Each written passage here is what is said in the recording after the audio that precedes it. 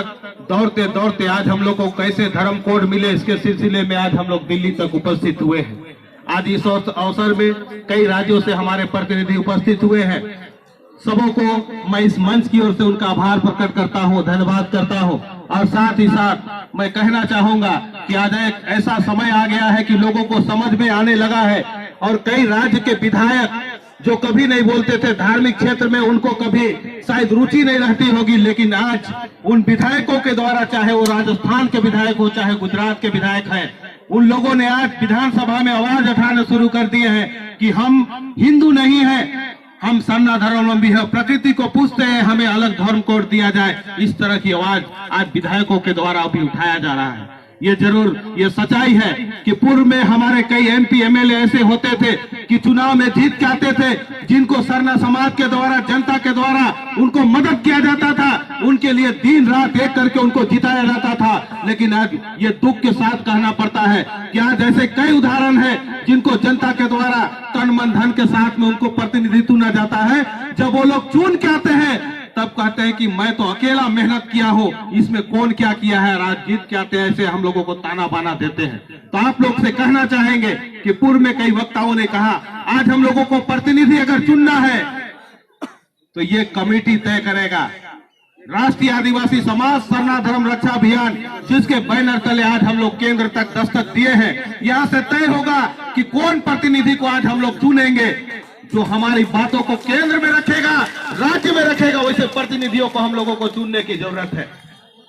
आज बेहद खुशी है कि आज हम लोग राजीपाड़ा सरना प्रार्थना सभा के माध्यम से 5 राज्यों में आज हम लोग सभी को एकजुट कर पाए हैं और सभी लोग आज एक स्वर में बोलते हैं कि सरना कोड देना होगा। हम प्रकृति पूजक है, जिसे हमारे पुरखों ने पीढ़ी दर पीढ़ी इसको मानते आए हैं। और आज हम ऐसे आदिवासी हैं और ऐसे राज्य से आज मैं निवास भी करता हूं जहां से ये पूरे देश को चलाने का काम किया जाता है, जहां से खनिज संपदा, जिसे हम इंग्लिश में मिनरल्स करते हैं, 40% मिनरल्स पूरे देश के लिए झारखंड से आता है। वैसे जगह से आज झारखंड राज्य को पूरे देश का आदिवासियों का गार्जियन कहा गया है। उस जगह से ये मुहिम को छेड़ा गया जहां से लोग आज उनके इशारे पे से पूरे देश के कई राज्यों से लोग उपस्थित हुए हैं। और आज वैसे राज्य का अगर सम्मान नहीं किया जाएगा तो निश्चित रूप से अभी कई प्रतिनिधियों के द्वारा कहा गया, धमकी देना पड़ेगा, हमको रोड में आना होगा। सही बात बोले, रॉयल रोड चक्का जाम करना पड़ेगा, चाहे विधायक हो चाहे सांसद हो, अगर वो हमारी बात नहीं सुनेंगे तो उनका आवाजाही भी ठप करना होगा, तभी हमें सरना धर्म कोड मिलेगा। जब हम लोग दिल्ली में उपस्थित हुए, वहां हम लोगों को कहा गया कि हम लोग को जो आदिवासी मामले के जो जनजातीय मंत्री हैं श्रीमान अर्जुन मुंडा जी, उनको ज्ञापन देना है। जब हम लोगों ने ज्ञापन देने के लिए उनके आवास पे पहुंचा, जब हम लोगों के द्वारा वहां बातें रखी गई, तब वहां कहा गया कि आप लोग आगे बढ़िए, लेकिन इस मामले में कोई क्लियर कट जवाब नहीं था। हमारे जनजातीय मंत्री जो आदिवासी हैं उनको कहना चाहिए, मैं उसी झारखंड से निवास करता हूं, वहीं से एमपी बन के आज मैं जनजातीय कल्याण मंत्री हो, आदिवासी का मामले का मंत्री केंद्र में हो, आप आगे बढ़ो, मैं समर्थन दूंगा। लेकिन एक बात उसने कहा कि ये 2 मिनट का मामला है, अगर साहब ये अगर 2 मिनट का मामला है तो आप क्यों नहीं कराते हो? आपको सरना कोड के लिए, आप खुद एक आदिवासी हैं जो प्रकृति पूजक है, उनको सम्मान देने के लिए आपको केंद्र में ये बात रखनी चाहिए और आप 2 मिनट क्या 2 मिनट में आपको दिलाना चाहिए कोड। आप बेकार इस तरह का प्रतिनिधित्व करते हैं। मैं खूंटी के भाइयों से कहना चाहूंगा कि अगर ऐसे प्रतिनिधि दोबारा उनको अगर खूंटी से टिकट मिलता है तो आप वैसे लोगों को पहचानने का काम करें। अगर आप अभी नहीं पहचानेंगे तो बार बार हमारा शोषण होगा, दोहन होगा और हम हमेशा हारते रहेंगे। मैं वैसे महान महामानव, आदिवासी समाज के महामानव बाबा कार्तिक उरांव, जिनके द्वारा एक अथक प्रयास, एक अथक सोच के तहत आज हम लोग सरना धर्म कोड को निरंतर फिर आगे आंदोलन में लेके चले हैं। आज उनके द्वारा जो कट्टरता दिखाई गई थी, उनके द्वारा जिन बातों को रखा गया था, उसने कट्टरता पूर्वक कहा था, जो लोग हमारे धर्म को छोड़ के दूसरे धर्मों में धर्मांतरित हो गए हैं, हम उनकी बात नहीं करेंगे, हमको नहीं चाहिए उनका समर्थन। तो आज ये कट्टरता सबको लानी होगी, तभी हमें सरना धर्म कोड मिलेगा। मैं तमाम साथियों से कहना चाहूंगा, आज हर कामयाबी का रीढ़ नौजवान पीढ़ी होता है, और आज इस समय में यह देखने के लिए मिला है कि नौजवान पीढ़ी आगे बढ़ चला है और अपने हक अधिकार की लड़ाई के लिए दिन रात एक करके आज मेहनत कर रहे हैं लोग। आज हमारे लोग पढ़ाई कर रहे हैं, और इस समय में कई तरह की भ्रांतियां हमारे समाज के कई ऐसे अगुवाओं के द्वारा भी फैलाई जाती है, लेकिन आज लोग शिक्षित है। रवि भाई ने धार्मिक जानकारी बहुत बेहतर तरीके से आप लोगों को बताई है।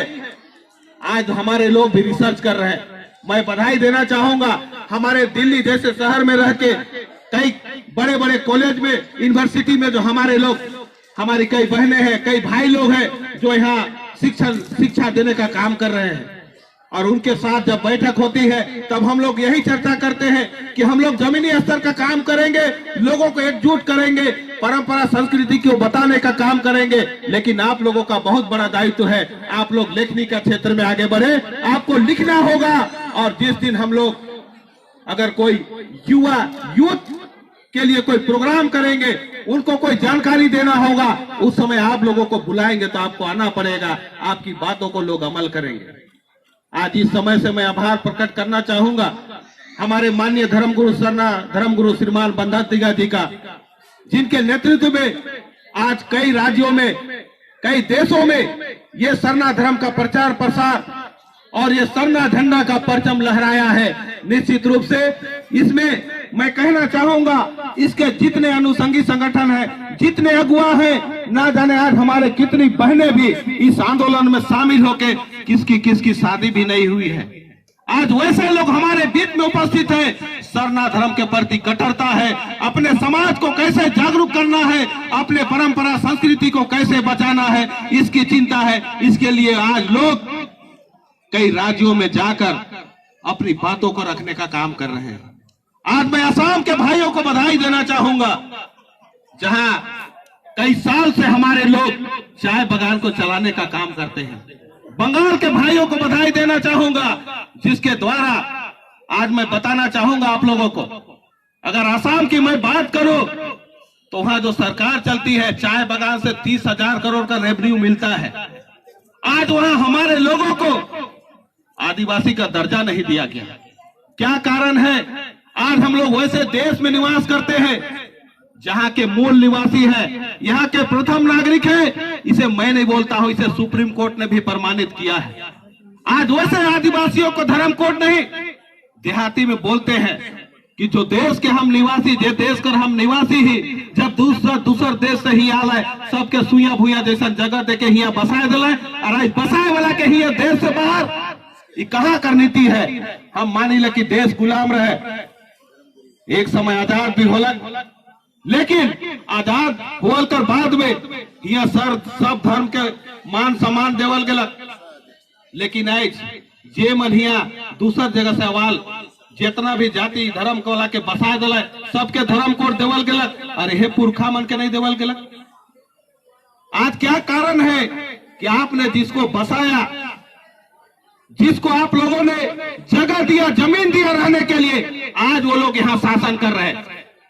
आज हमारे पुरखों ने विरासत में, जब राजा राजवार नहीं थे, उसी समय से जो व्यवस्था हमारे पुरखों ने बनाया, पढ़ा व्यवस्था बनाया, जिसे सुप्रीम कोर्ट भी और नकार नहीं सकता है।